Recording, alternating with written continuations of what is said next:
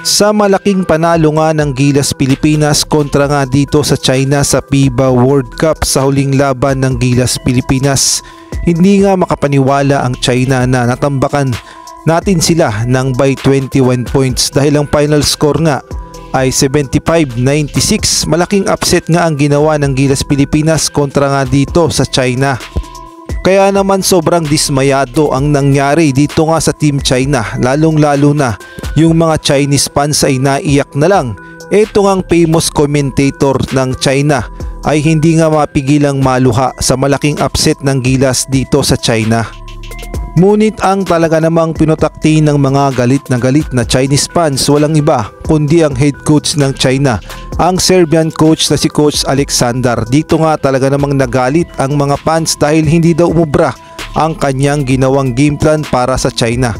Natapos kasi yung FIBA World Cup, wala nang naipanalo ang China tapos sa classification match. Panalo nga kontra sa Angola ngunit natalo naman sa Pilipinas. Kaya naman sa nangyari ay mukhang malaking insulto nga ito sa basketball community ng China ang pagkakatalo ng China dito sa Gilas tapos natambakan pa ng 21 points. First time nga lang yan mangyari sa history ng China tapos sa FIBA World Cup pa. Kaya naman yung mga Chinese fans ay binuhos nga ang kanilang galit sa social media, partikular na sa kanilang famous na social media accounts na Weibo. Dito nga ay nilabas ng mga Chinese fans ang kanilang sama ng loob at hindi nga sila makapaniwala sa ginawang performance ng China sa FIBA World Cup at yung pinakamasakit na talo pa sa Pilipinas. Kaya naman ayon nga sa mga report ay naghahanda na ang China para sa paparating na Asian Games dahil sila nga ang host country. At ayon din sa mga report ay hindi sila papayag na hindi makabawi sa Gilas Pilipinas, lalong-lalo na at mayroon na silang home court advantage. Huwag lang sanang mangyari na magkaroon ng lutuan. Samantalang ang Gilas Pilipinas naman ay abala na sa paghahanda sa Asian Games.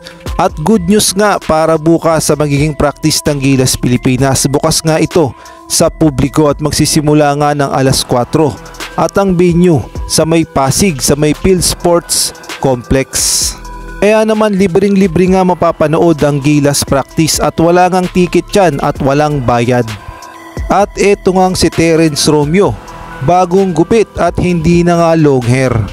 Samantalang eto namang si Calvin Abueva, nagsumbong nga at sinabi niyang si Mo Tautua daw ang nakapilay sa kanyang daliri at pakinggan natin ang kanyang sinabi. Paklaran ka rin ba? Kadali ni Mo eh. Si Mo ba? Oo. Mo Tautua. Mo Tautua. Pero wala yan. Sisimba mo lang yan. Baklaran tayo, baklaran. Para for the good things. Kailangan mo yan. Kailangan mo humingi ng tulong sa akin.